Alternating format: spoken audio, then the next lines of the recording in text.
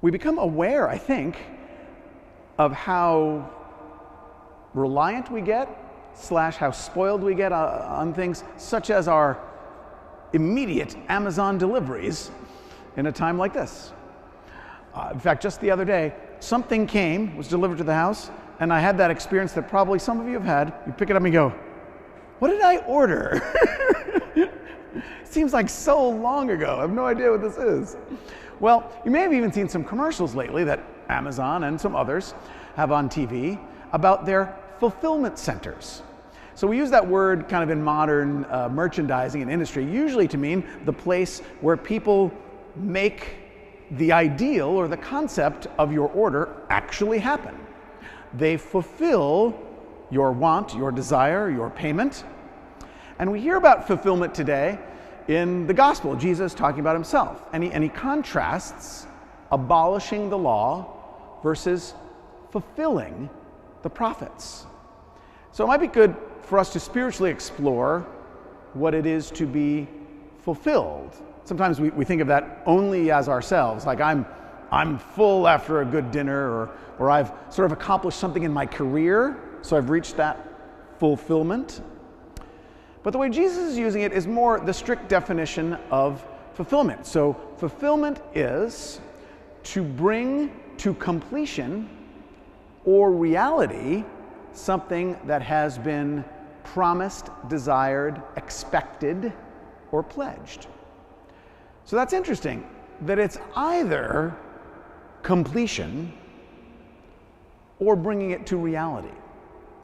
Now we hope, in the case of our Amazon orders, it's all complete. It actually gets there, we open it up, it's the right thing, and we plug it in or spray it on our hands or whatever it is.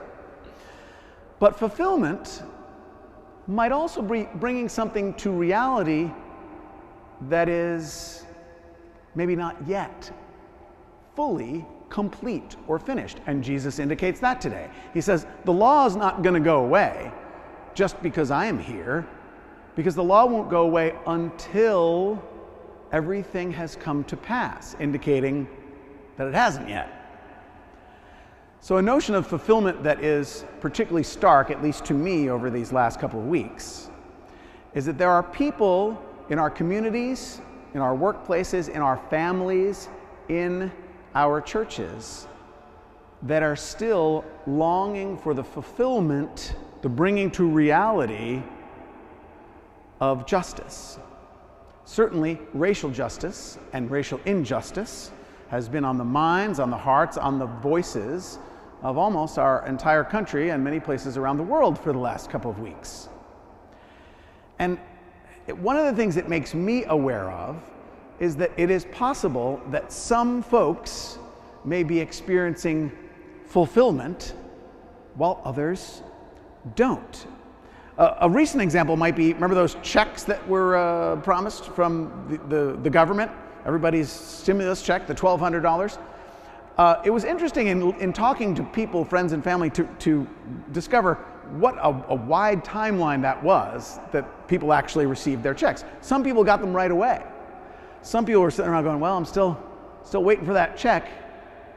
But I think what's interesting is, what am I like if I'm the guy who got the $1,200, and by the way, the Paulus got the $1,200. If I'm the guy who got the $1,200 like the first week, knowing that a lot of my friends and my family are still checking the mailbox going, not fulfilled yet, still desiring, still expecting, it was pledged. Am I like, okay, well I got mine, so I'm going to the bank? Do I have any concern, sympathy, empathy for those who are still waiting for fulfillment? Now, obviously that example is extremely trite compared to centuries of African Americans in our country who are waiting for the fulfillment of justice. For me, this feels like a reflection on, so what do I do with that? If I've got the check in my hand and I know there's people that don't, how do I deal with that? Am I content that, well, I got mine? Or is there any concern on my part or any action on my part to say, hey, what about him or her? I think that's the place that we find ourselves. And I think that's what Jesus meant when he was kind of parsing out that notion of fulfillment. I've come to fulfill, to bring to reality what you've been longing for in the time between Elijah that we heard about in our first reading and Jesus, 800 years. They're waiting for this fulfillment. I think the issue, those of us that have already got the check, is that it's too easy to just kind of look down, look the other way, and not stand up and raise our voice and say, what about those who haven't experienced fulfillment yet? Jesus talks about a right now and a coming of the day.